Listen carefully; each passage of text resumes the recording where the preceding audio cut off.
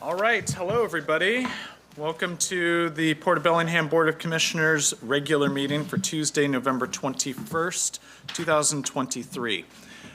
There's a couple ways to participate in our meeting. Thank you all to everyone who is here in person. It's nice to see you. We are also on Zoom and on YouTube. I'm going to start by closing the executive session and resuming the open public meeting, and I will start with roll call. Commissioner Briscoe? Here. Let's see, microphone. Here. Commissioner Bell? Yes. And Commissioner Shepard is here as well. All three commissioners are present.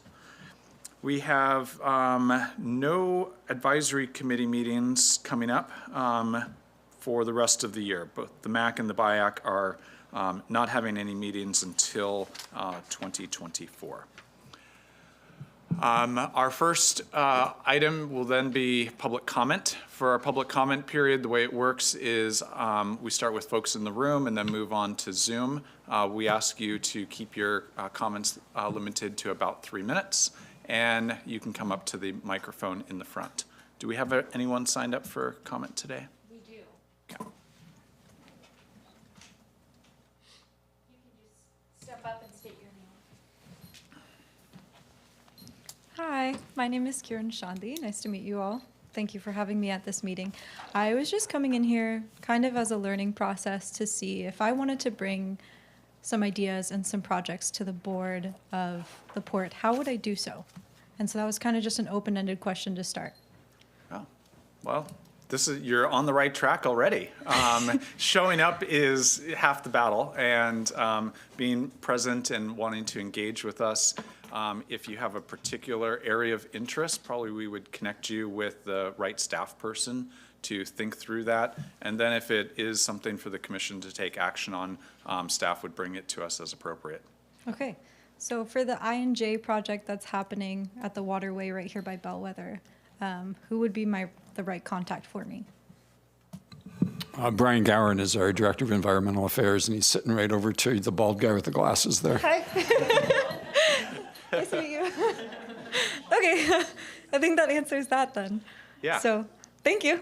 Okay, well, you guys can connect in person, and if you need any help connecting, we're here to make those connections.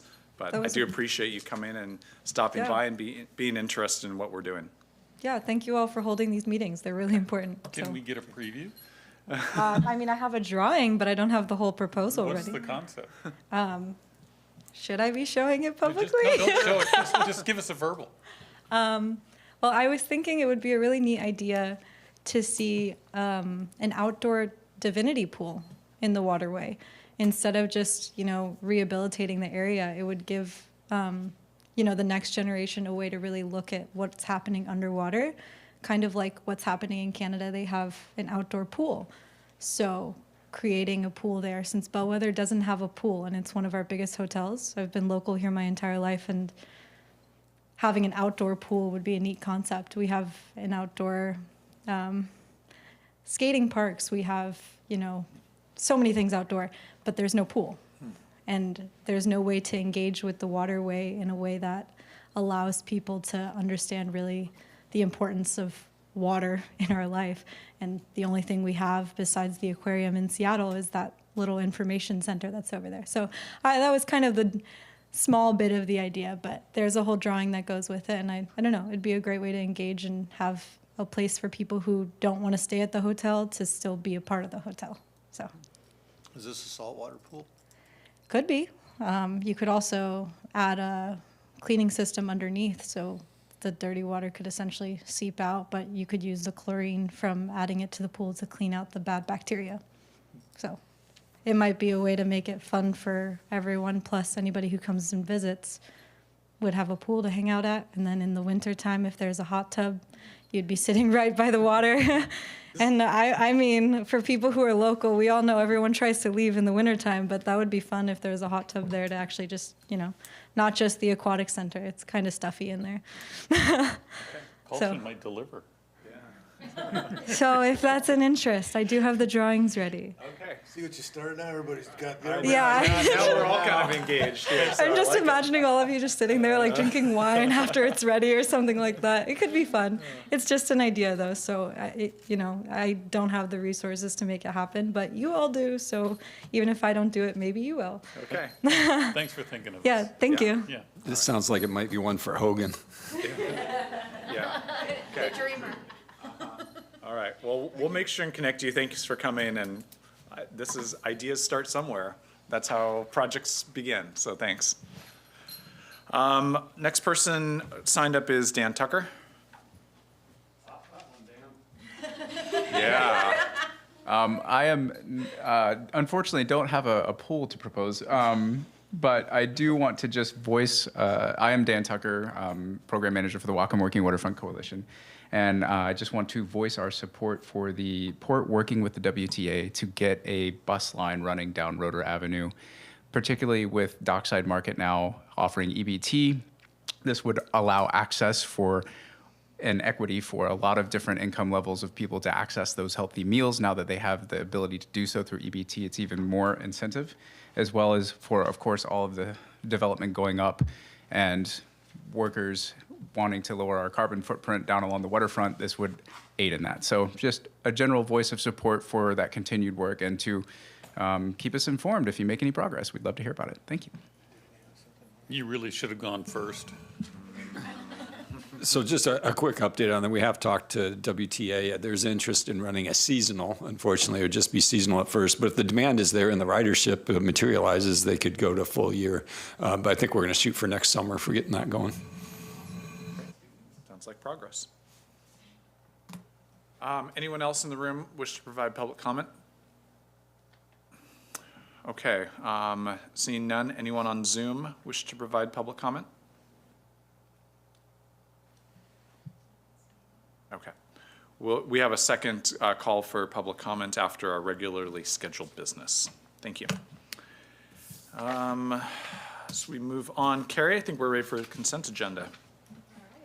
Motion to approve consent agenda items A through E. All right. Commissioner Briscoe, any questions or comments?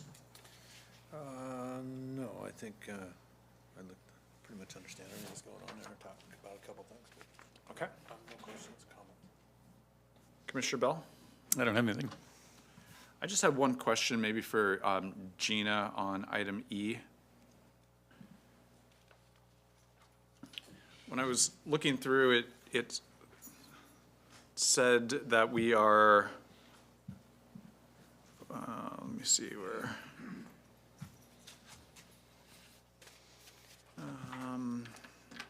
For the terms of the agreement, the port will construct and own the open access network.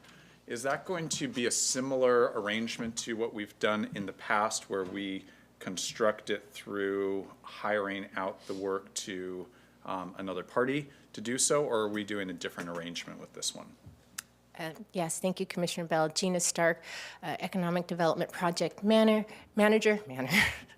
Yeah, so it's going to be the same arrangement that we've done, like for the North Linden, because it's federal funds. So we have to go out for RFPs and RFQs for the permitting and for the construction. As the same with the North Linden, Pogo Zone will do a part of the design, and then we'll do an RFP to do kind of the permitting and part of the design that's necessary that will kind of feed into the permitting. And then we will do a third-party construction, like I said, the same as North Linden. So, yeah. And then this agreement is pretty much, except for the exhibits, because the project is different, as the one that you guys approved for the North Linden. Yeah. So we should see kind of a similar rollout of this and similar kind of service and providing of opportunity for the Yeah. customers. Yeah, and this will be just like the other two. It's exactly the same. It's going to be an open access lit network, so JX-PON. So that way, eventually, again, with us hopefully bringing down that BEAD money that's from the federal government, our hope is to connect all three and then the future projects together. So it's going to be one network that we will own and operate in partnership with our ISPs. Yeah. Great. And I like how we liberally use the term open access throughout the document, just to really confer that's our expectation going forward and the expectation of our funders as well.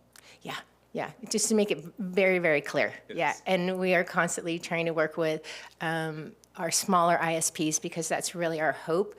And that's why we designed it this way, is to encourage those smaller ISPs who normally have barriers to entering into this market, especially the rural market, so that it's easier for them to participate. Yeah. Yeah. While I have you up there, we've previously talked about other ISPs, even public ISPs like City of Anacortes participating. Have we ever followed up with them on any additional conversations about their interest in providing service here? Yeah, and in fact, I'm on a very biweekly meeting with our public entities, and Emily, who runs the Anacortes network, is on that.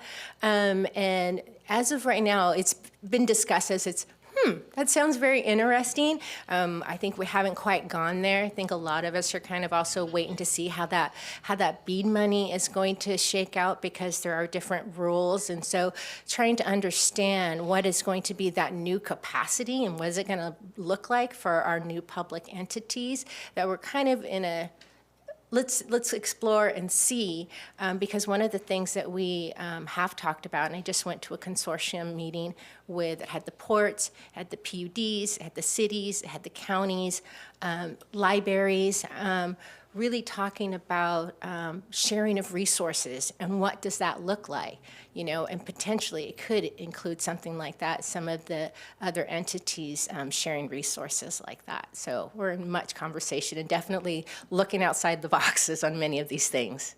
Yeah. Well, thanks for your continued great work and for doing a good job representing the port. You bet. Thank you. I appreciate it. Any other questions or? All right. Motion to approve consent agenda items A through E. Commissioner Briscoe? Yes. Commissioner Bell? Yes. I'm a yes as well. We have one presentation today. Looks like Recreation, Conservation, Public Access Update, and Kurt Baumgarten. Good evening, Commission. Kurt Baumgarten, Port of Bellingham Environmental Planner. So tonight we're going to have just a short update on where we're at with the plan update for the port. So let's see here. There we go. So what we're going to go through real quickly is the background and purpose of the update, the elements that the Recreation and Conservation Office for the state requires, public engagement that we've done so far and what we're anticipating doing, and then just note that it'll go through a commission adoption through resolution, and then we'll submit it to the state. So background and purpose, we have to have this plan, the port has to have this plan on file, and it's needs to be updated every 6 years in order to be eligible for certain grants from the state. And so Marinas uses this extensively for different projects. One project in the future would be visitor moorage. And so there's a number of different examples out there where we've successfully gone for these grants, and it's helped with port infrastructure. There's also Land and Water Conservation Fund for developing parks and trails. And then to a lesser degree, I'm not aware if we've ever used this program, but the Washington Wildlife and Recreation Program can help with acquisition if it works for permanently protecting some land that would provide public access. And so our last update that Greg McHenry did was in 2018.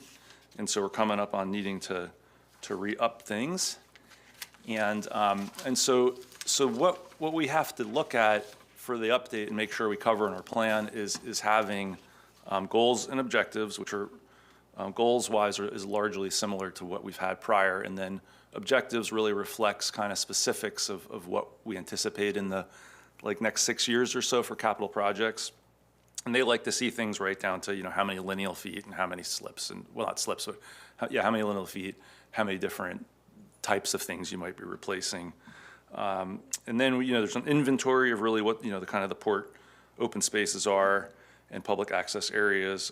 We have to have a public involvement component, and then a demand and need analysis. And that one's a little interesting because these updates are really sort of geared more towards cities and counties that are planning with the comp plan, comprehensive planning. And so they have to do level of service type studies, which we don't need to do as a port. And so I really leaned on Jennifer Novak from Economic Development to dig into some national and state studies to bring that in to kind of show how we fit in and what could be used there. And so she's done a really good job on kind of pulling that stuff forward and relating it to how we do business here at the port. And then again, ultimately the plan adoption. So to date, we did a survey, and I worked with staff to develop some fairly general questions. It's a non-scientific survey, but it demonstrates to RCO that we did reach out to the community and we got some feedback on what folks are interested in, how things are going, and so that it was divided into kind of general questions about port open space and then also a more boater specific. And we'll have the full results of the survey will be included as an appendix in the plan update. And I'll have a couple select things just to show you that you guys might find of interest. So we had, we opened a survey from July 17th through August 21st. That included a press release, social media. And then pretty amazing for this type of survey, we got 818 responses. 802 were from Whatcom County. It was really supposed to be a county-directed survey, but anybody could have jumped on it. We weren't filtering necessarily for that. And something we did a little different this time was to translate it into some languages that, after some research, seemed like might help us cast a wider net and get some more folks in. Interestingly, that didn't really work, and it seems like we learned some things about maybe kind of front-loading with different organizations and groups to get some trust out of it rather than just sort of putting it out there. And I think it's complicated, but I think it was a good first effort to kind of reach out, even though it didn't really bring us a lot of different results.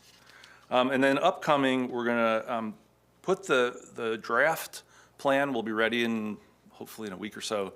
And we're going to get that out to the key staff in the port who have helped with this along the way to make sure everything looks good before we put it out for broader public engagement. And then we also need to put it out to our partners over at City of Blaine, City of Bellingham, and the county. And we use this same web-based platform for the climate action strategy when we put it out for some engagement. And that worked really well. It was really simple for folks to put comments in, and then it was simple for our consultant to actually go and organize those. So we'll have a nice transparent record of who said what and how we addressed it. Okay, so the next couple slides are some select questions and responses from our survey. So this one, not super surprising. I think a lot of folks from Bellingham answered the survey, and Zwanich Park, Marine Park, real popular. Pump track, surprise, surprise, people like to go there. So I don't think, I think this is interesting. I don't think there was anything that really jumped out, but I think it supports kind of where we put our efforts and resources right now. And again, 800 plus folks is a good size for a survey, but as far as, countywide, it's not that many people. But I think it's, it's an indicative of trends of use. And yes, sir.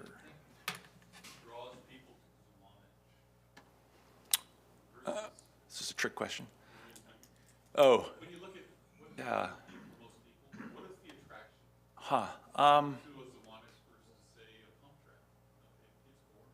track? Yeah. I mean, I would think, the playground, the wider view, being right in the middle of the harbor if you're down here doing other things. I mean, we also have a lot of events down there. I think a lot of that's time. I mean, this didn't say, did you visit in the last year, right? This said, have you visited this Yes. facility? And, you know, Swanage Park has been around for 20-plus years, and the pump track's been around for 4, so. I'd also point out on the Blaine Harbor Marina that number doesn't reflect what goes on up there, because most of the visitors from up there come across the border. You know, it is pretty busy up there. So this number would not reflect that because we got Whatcom County only. Right. So I would hate to see anything left behind in that area because of a number like this. We need to take into account the cross-border traffic. They spend a lot of time in the harbor there. Yeah, the numbers here, you know, you couch it in kind of who answered it and what it reflects. And we're not using those necessarily to make any particular decisions about, right? You guys are the ones that make the decisions on that stuff, so. Well, I was just pointing out Yeah.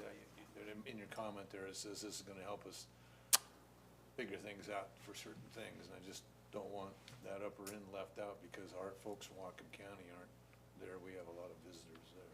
Sure. And for me, it's a matter of trying to figure out what people want, and there's no better predictor than where they go. Right. So if we're gonna take actual data from where they go, we wanna know what they're being attracted to, so we can provide more of that. The whole point is to get more public involvement in whatever we do. And this level of survey could definitely be used to springboard into a more detailed analysis to answer some of those types of questions. Absolutely. That wasn't the intent of this, but if we wanted to put a finer point on things, we could put more into it and use this to tease out some of those things. Absolutely. Yep. This next one you guys might like. So how satisfied are you with the port's open spaces that your families visited? And so turns out that out of 818, 748 are satisfied or extremely satisfied, which I think speaks a lot to our maintenance folks and everybody who's out there, you know, how things have been designed and how they're maintained. So that's, to me, that was very encouraging. This was pre-metal pile. No comment.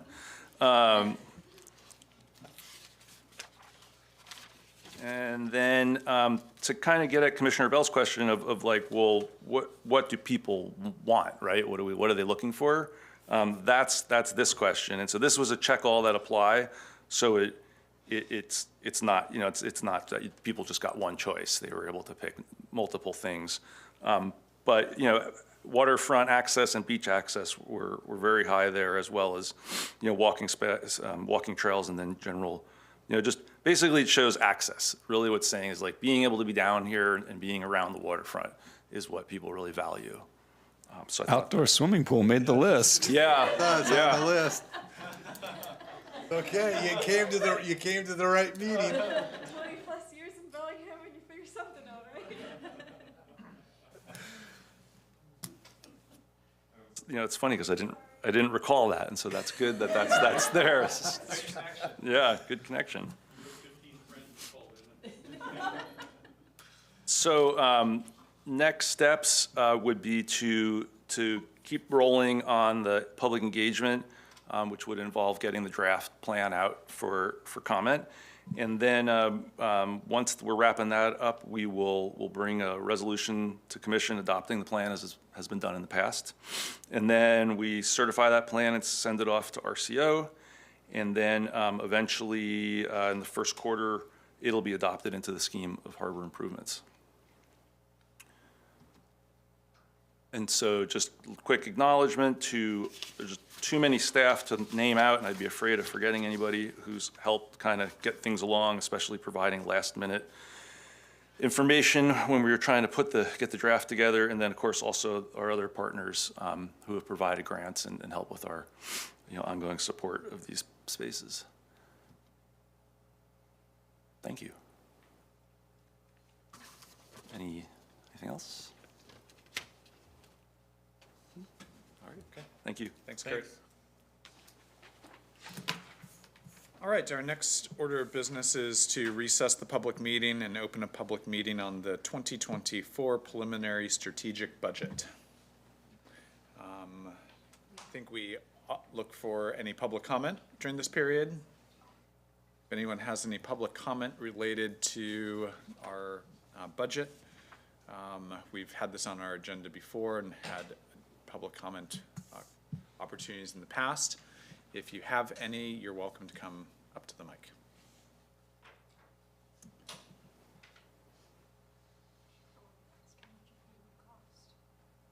Go for it. Hi again. How much do you think that the port has to allocate to building a pool? Like, if we were to do this, just if we were to do this, if there's a pin in it. I know there's a pin in it. And I know that, yeah. I mean, if you made it public access, you could definitely have people come and have it like, I don't know, they would have to pay to use the pool, so that people aren't like taking baths in it, because I feel like that would definitely be a problem. But how much do you think? You know, like if, Commission? no. I don't think I could answer that without knowing more about the concept and where it's going and how it would go in and all that. And I'll tell you that the 2024 budget for the port was really hard to put together. We had a lot more requests for capital than we have capital to deploy. So we cut some really important projects that I think we'd like to see be put back on that list. So pool would have to be ranked within all those priorities. That's fair. So, you know, you're coming at the right time because you're seeing us approve this year's budget, and this would probably be something we'd be talking about in next year's budget if it made the cut. Okay, Stick around for this discussion. It'll be enlightening. I'll be right over there. And, you know, I'll just follow up. There certainly is conversation in the community about more pool access. We have, Arnihana is an aging facility, and it's our only big, if we call it big, facility for pool use. And there's lots of users. It's used all the time, and there's just far more demand. And what's interesting is if you go over the border into Vancouver, these community rec centers are all over the place, and they have beautiful pool facilities that invite competition for swim meets and bring all members of the community together to recreate in large, beautiful facilities. And they're quite common over the border, but we don't have those here on this side of the border in the same way. And I think it's a real opportunity for us to be thinking about. It's making Tamara panic about our budget now. Everything's fine. She's got a money tree growing That's in that good. corner of that room up there. Good. Keep Waiting for it to watering it. bloom. We just gotta get money for a wiggle board to shake the stuff off. Yes.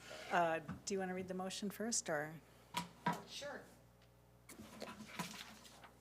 So I have to first, Oh, I'm Check. sorry, you have to close the. I have to close the, first I'm going to check and see if anyone on Zoom has any comment for our budget hearing. I don't see anybody. Okay.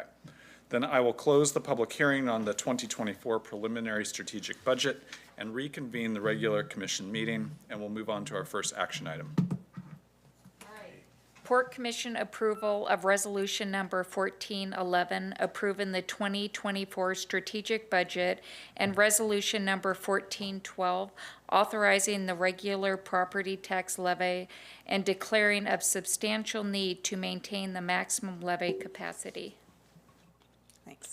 Tamara Slabjack, CFO. Before I get into the action in front of you, Commissioner Shepherd, you did ask about, at the last, in October, asked if we were at pre-pandemic levels at the airport. So I reached out to Kip and Emily and got that answer for you, and the answer is almost. In 2019, we had over 343,000 enplanements, and the forecast for this year is over 323. So not quite, but getting closer. Okay.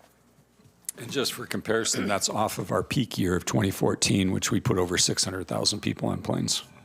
That was when the Canadian dollar was at par. Yeah, that would definitely get us into that category of a small hub, right? Okay, we're looking to get back to that small hub stage. And I feel really good about the fact that the new director has some vestiges in Colorado. And that was not lost on me, that we may be working to get more flights into that general region of the country. You gotta be careful, that could be a conflict of your interest. Oh, yeah. Okay, so the two resolutions in front of you are required by the county. The first one approves the strategic budget and property tax levy. So the strategic budget is the one that was published on the website as a draft. with the changes that I'll list. We just have three kind of main changes. The aviation operating budget, management out there looked through every single line item and really sharpened their pencils and ended up with a bottom line about $300,000 better than the original draft. So that'll be incorporated in this final budget. $4.3 million has been added in 2024 for debt for the project that we discussed a few days ago. And then a small increase in the infrastructure operating budget, just $11,000 increase. The cost of the federal permit review liaison increased more than we thought it would. So those are the three changes. The rest of the changes are very trivial. So that's how we get to the final budget that I'm asking you to approve this evening. And then the second resolution is required by the county. It authorizes the tax levy amount and percentage increase, if any, and it preserves our banked capacity for future use if the commission decides to do that. And this resolution does contemplate a 1% increase in property taxes as discussed. So I'm asking for the approval of the motion. Okay. Questions or comments? Commissioner Bell? They're both going to be approved at the same time, Correct. under one. Correct. I've struggled with this one, and I'll tell you why I struggle. And it's, I had the pleasure of telling Rob this. Is I'm not sure if he flipped me off as he was leaving the room or not, but I'm not in favor. I'm kidding. I'm sorry. No. I told you my sense of humor was a little off. A little off, yeah. Yeah, I've got a tough time with this because we've had a really bad year. When I look at the property taxes and the taxes that are being increased around the county, I'm having a difficult time with it. And I'm having a particularly difficult time with property taxes in a time when housing is so unaffordable as it already is. And property taxes go directly to the affordability of housing. And every single tax and every single increase that was on the ballot this time around passed. And everything that I see going forward was a burden to business or was a burden to, making housing more affordable. So I just kind of woke up the other morning and had a strong desire to say, if my vote's going to count anywhere, it's going to count to try to keep housing a little bit more affordable. And the only way I can see to do that is to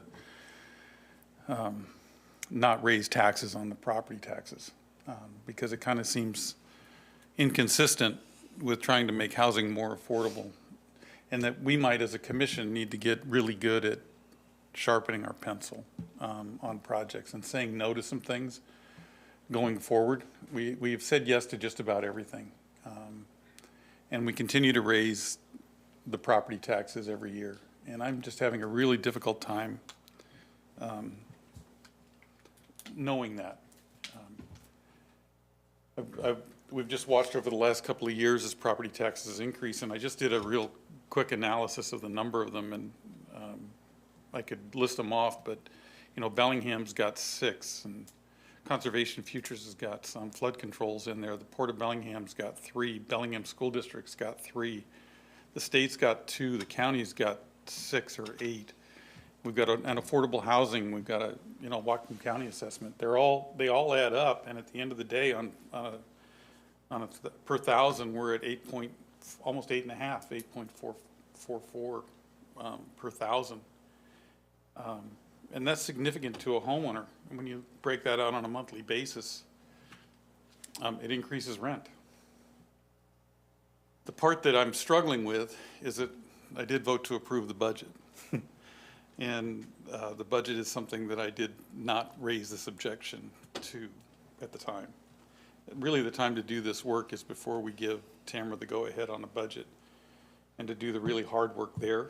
But my challenge to the commission is just that we've got to maybe cut some things out, because this is just becoming a burden to the homeowner, and it's becoming a burden to anybody who wants affordable housing. And I don't know where that happens, but this is really the only place that I can have an impact on that. And so my inclination is to say no to the 1% increase for that reason. and to look at you guys and say, hey, is there any way we can find room in this budget? Or to look to Rob and say, Rob, is there any way that we can come to this budget and find things that we just don't have to do? Because we have not said no to very many things. We've got a laundry list of things that we say no to, I understand. But I think our job is to be efficient in that. And everybody's asking for money, and money's going out like it's going out of style. And this economy isn't going to last forever. So, with that being said, I mean, we just passed a jail tax, right? So I've got a difficult time with this. I would say back that I think the statement that we've raised taxes every year, I don't think that's correct. We have not done that. We've been quite a while since we've raised anything.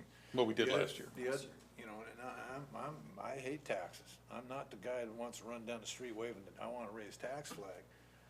But I think if I'm correct, we've been going down. The percentage that the port has charged the homeowner or business, has been going the other direction. We haven't been increasing. Yeah, Rob tried that argument on me earlier. Well, But ultimately, we're still paying more. The rate goes down. It depends. I mean, it depends on your assessed value, right? If your assessed value stays exactly the same and you don't get reassessed every year, then you'd be paying less because our millage rate is going down per thousand. I don't know what we're at per thousand. With this budget, it's just over 13 cents. So you talked about an $8 and some per thousand. We're 13 cents of that. So we're asking for a 1% increase on that 13 cents. And so if you have a $600,000 house and we're at 15 cents last year and we're at 13 this year, you're going to pay less. If your assessment went up, then obviously you're going to pay more based on that assessment. And all the assessments are going up. Well, they don't all go up. I think They they do. rotate, but- Well, I think it's every 4 years. I think they do 25% every year. But the increase is permanent. Correct. Once it's in, it goes I've never seen it whenever go they down. reassess. I've never seen it. They don't. Yeah, so when you do get reassessed, that 1% will be there, right? I think the pencil's been pretty sharp around here for several years on what we're spending on. And I think everything that's in this budget is needed, and we've cut out things that are needed. I'm not an advocate for taxing people more, but we also have to have a job to take care of what the people own in this county. And that's the Port of Bellingham and all of its infrastructure and things that it does for the people. So, that being said, everybody in Whatcom County owns part of this, so you're kind of taxing yourself to take care of what you own. So it gets pretty convoluted. I mean, the whole thing does. But, so, what do? Do we go borrow more money at a higher rate, and then the people of Whatcom County are paying more through their port system to get that money? So it's a push me, pull you thing, and I don't, you can fall off this side of the fence and it's okay, and you can fall off this side of the fence and okay, but if you stay on the fence, it's not okay. So I'm not disagreeing. I don't want to tax either. And Rob and I have gone around and around over my 8 years we've been here about increasing anything more, whether it's mortgage or taxes or anything. But there comes a point when you must do something to be responsible to the people that you're working for.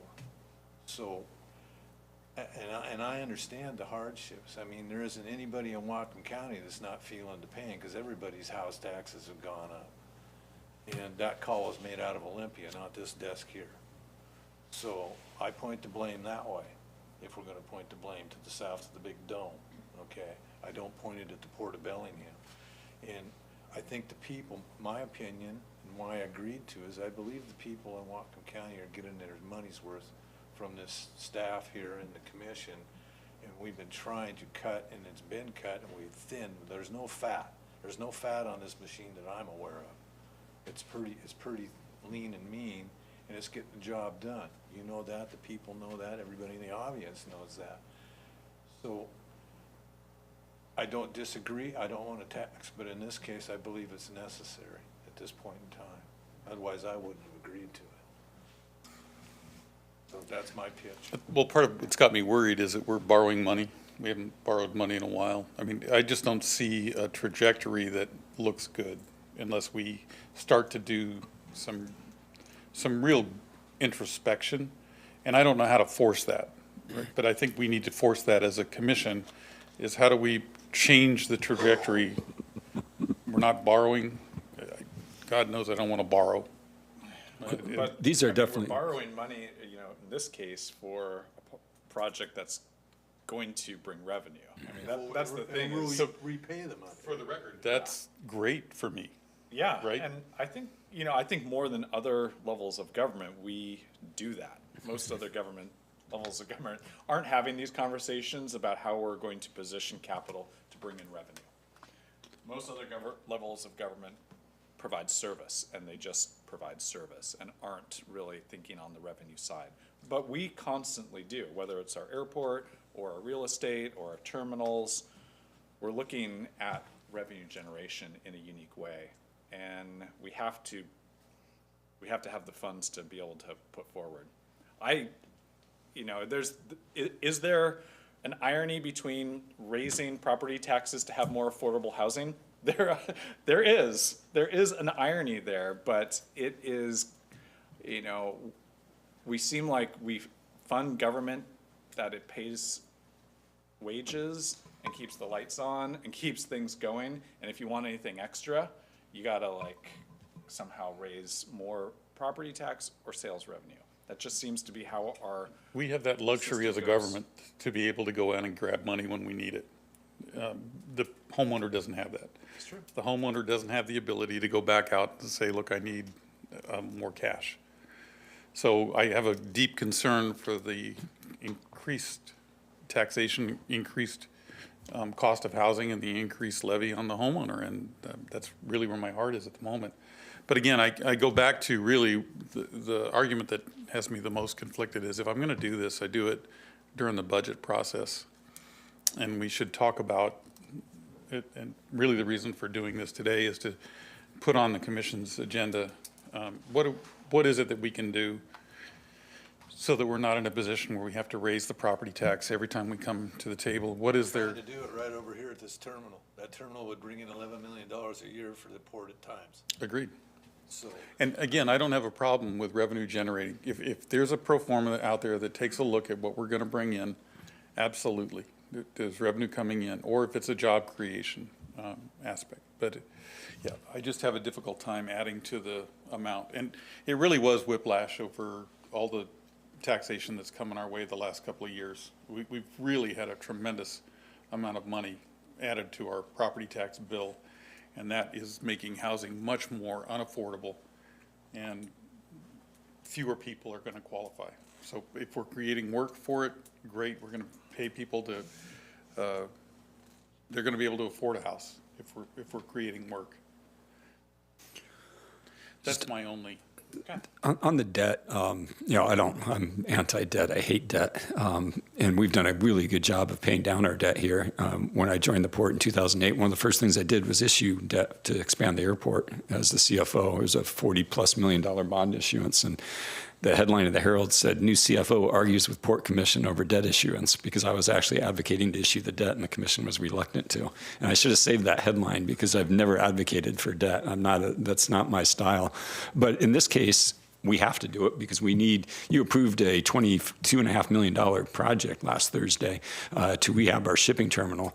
And part of the reason you had to do that is because it wasn't kept up properly. It wasn't maintained over the years properly. So understand, I'm not arguing against the debt. Yeah, no, I get it. I just wanted to be on the record that we And I don't. see where the revenue is going to come from that debt. That is going to be a moneymaker for the port and for the community, all the way around. I'm not arguing against that. I just think that it's time we sharpen our pencil. Thank you for finding $330,000 with the pencil sharpening exercise you did. That was Kip and Emily. I knew I liked you. Wow, the airport gave up $330,000, huh? They Nice. did. how much, I think we went over this and I can't remember the number now. What was the number by increasing the tax? Mm-hmm. What was our about $6 or $8. Is that it? no, I meant overall. the Oh, money it's about 80,000 a year, so over 5 years. The 1% is just under $80,000. Yeah. For 2024. So you're close to $500,000 over 5 years. We've got, what, 130,000? So say 100,000 homeowners in the county, Oh, yeah, probably somewhere around there. so that's about $5. It's always a small amount, Bobby. no, Every time they I know, raise a tax I'm on something, just- it's I'm a just saying. minuscule amount. It also takes a certain amount of money to run a port. I mean, we have our business side of the operations, airport, real estate, shipping terminal, marinas. That's the business side, generates revenue. But you also have what you saw earlier regarding the open spaces. We have a lot of public services we do. Those costs go up every year. And if you don't raise your taxes, if you keep your tax flat, you're not going to be able to provide as many services. You're not going to have as many parks. You're not going to be cutting the grass at your parks. If you don't have some blowback from time to time, you have no governor, right? Well, that's fair. So you absolutely have to have some blowback from time to time so that we at least get some calibration on this. I've been blowing back since I got here. Now, this is the first one I've agreed to. So I'm I alre- think it's a healthy. I've already Now said you're some things. blowing back. I've already said some things I'm going to regret, so I'm not going to say anything beyond that. Because you know the one-liners are out. I mean, I appreciate the concern, right? The debt and high expenses and high capital projects keep me up at night, so I do appreciate the concern. And it's not just the port, right? I'm looking at system-wide in the county, and we're just approving things, I believe, without thinking them through at times. And the county is just spending so much money on so many things, and it's all going to our property taxes. And then, I mean, the one that really is the irony Except the roads, they're not spending it on the roads. is that Bellingham's got an affordable housing levy that is 0.13, which is much more than what we assess for affordable housing. So now we're paying taxes, getting property taxes to put affordable housing money to build affordable housing on our property taxes, which makes housing more unaffordable. Tell me where the logic is in that. You know, I'm just, I just, Yeah, I mean, there's I hit the wall. services. People want services from their government, and I think that's what government is here to provide. And there are clear needs out there, so we either address the needs or we don't. Unfortunately, I wish there were more mechanisms for addressing needs without increasing tax. or We maybe don't- finding a smarter way to address those needs so that it wasn't just continual cash flow out, right? We've been working on the homeless problem, spending billions of dollars, and it's only gotten worse. Yeah. I mean, we're looking at affordable housing, and it's only getting worse. Where did that tax levy go that actually brought housing prices down? It didn't. Yeah, I mean, we don't get to levy taxes on millionaires here. Am I in favor of higher taxes on they're all up on the on wealthy? Yes. I mean, are there mechanisms to do that? I think there are. We as a country don't generally do that as much as we see across the border in Canada. I guarantee when they put in those pools up there, those beautiful rec centers, they're probably not levying it. They're probably paying for it out of general. And it's just a different way that they allocate resources and generate resources. And we can't compare them apples to apples because they're not the same. I think another thing that's different with the port and when we tax, like we're doing here, is it's direct benefit going back to the public, to the community. And it's earmarked basically for that and what Rob spoke to for our thing. So that money's not disappearing into a general fund. That money is rolling back into our county. So, I mean, it's different when it goes to someplace like the general fund and you have no idea where it goes. But we do certain things and the people, the public benefit from that. So they're really getting their money back. It's a tax, but it goes right around back to them, right? Well, does it not? I'm not disagreeing. He's laughing so hard over here. I mean, it's not going outside the county, it's not going anywhere else, it's right here. Agreed. If I'm gonna spend money anywhere, I wanna spend it at the port. Well, I mean, And I trust us more than I trust any other government in the county. So I got whiplash. I came out of this election season and I looked at everything that passed and I saw what happened last year and I just looked I at just my felt like property. I got And I hit got with my a stun property tax gun. bill. It didn't help that the county sent out my property tax bill yeah, that was a good one. between the last meeting and this one, I right? enjoyed that. So I got to go through it. Yeah, I just have a tough time with it. Yeah. We can go around and around if you We want. can, I mean, we can, But every argument you just, no, never mind. I'll leave it at that. okay. I wasn't trying to argue, I was trying to point things out. I didn't want to argue with you. No, you're good. I'm not being argumentative either. It's whiplash. Plain and simple. Things are expensive. It's a slap in the face with a cold rag. Would you like to call the question? Any more conversation? By the way, that's as tense as this meeting has ever been. And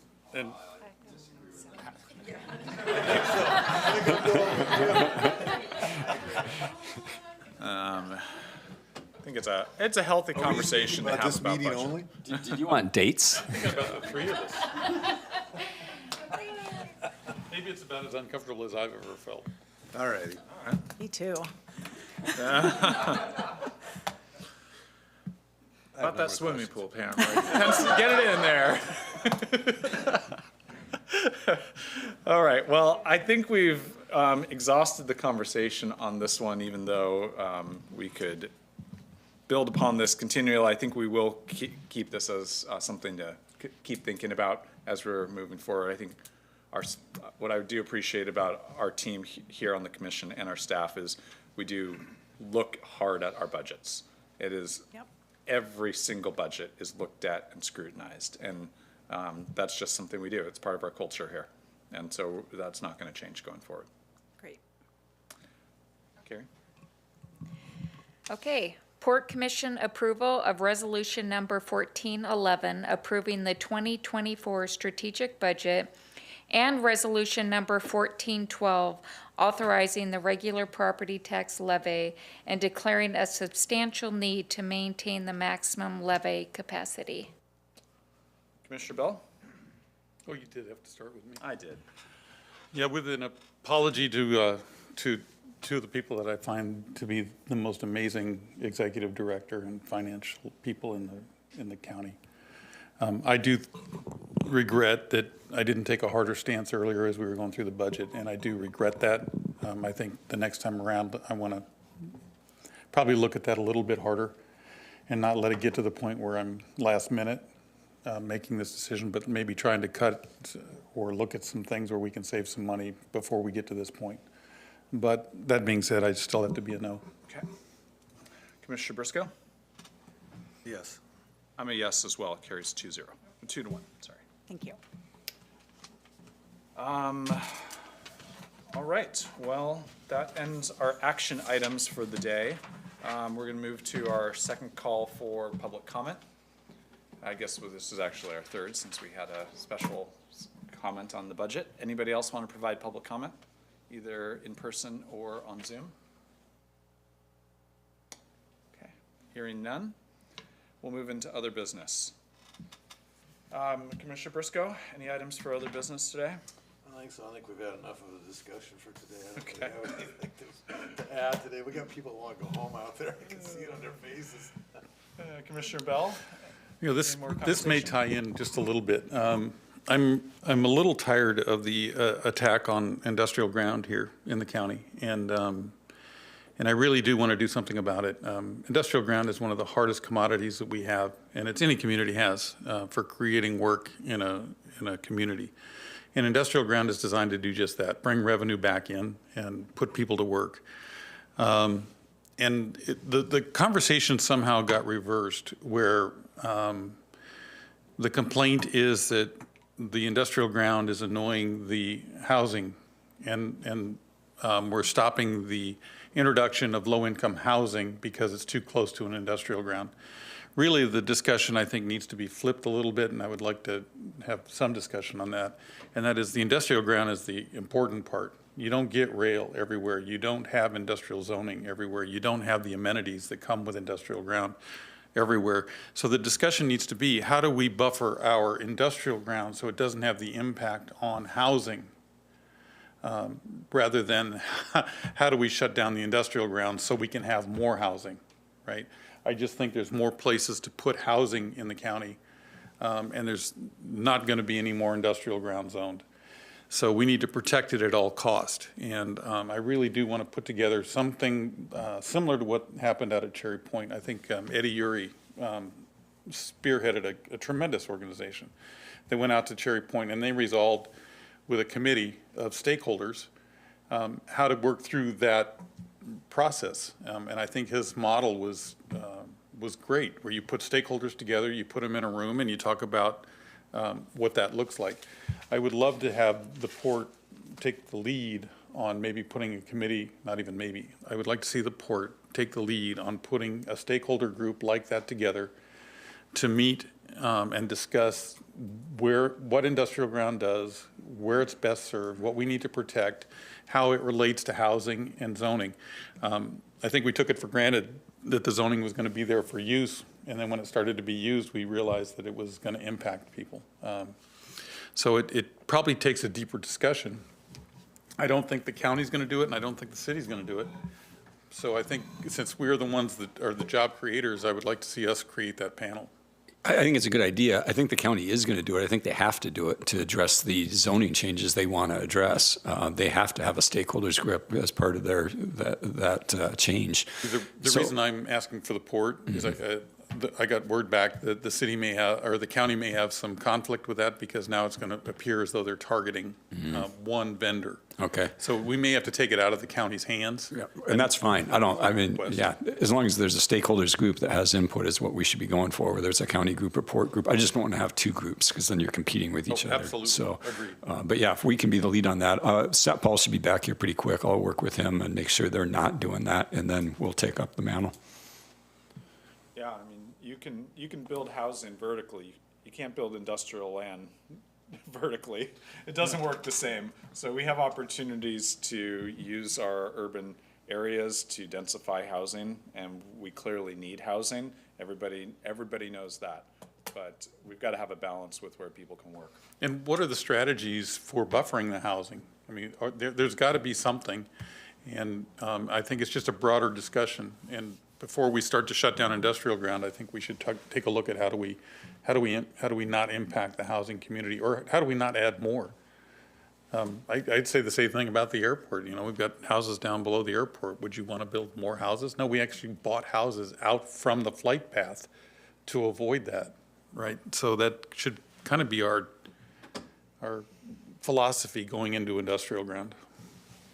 That's all. I just want to see us be involved in that. I'm sure the county knows that they need to have this conversation as well. So we should be working together on that. Agree. Yep.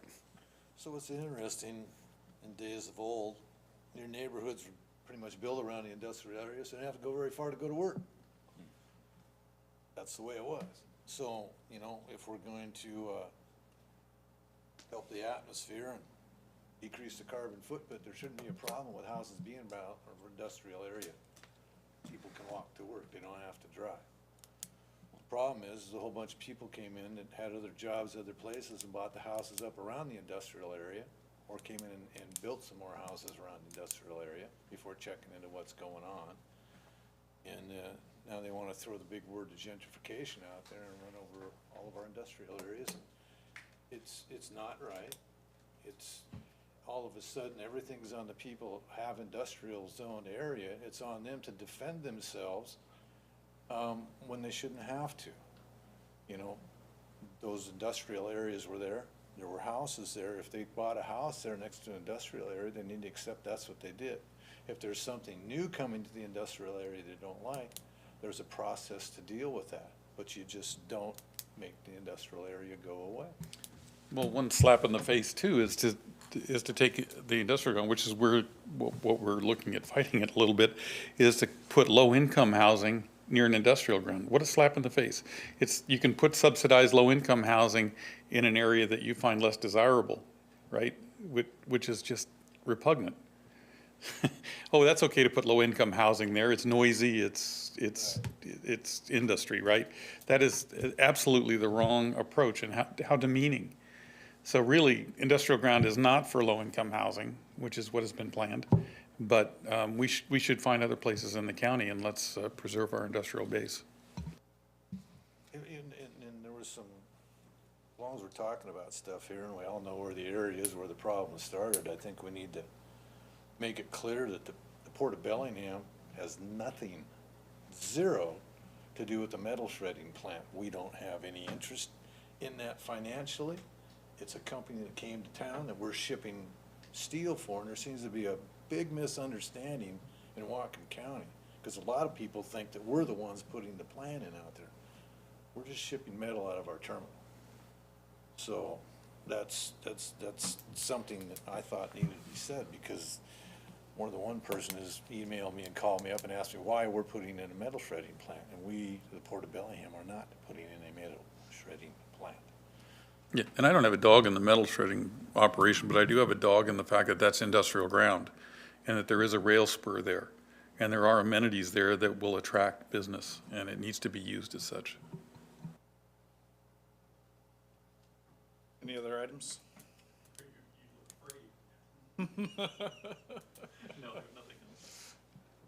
All right, any other items for you? Okay, I don't have any items today, so we will be done. Happy holiday for everyone. Happy Thanksgiving. Celebrates. Gobble, gobble.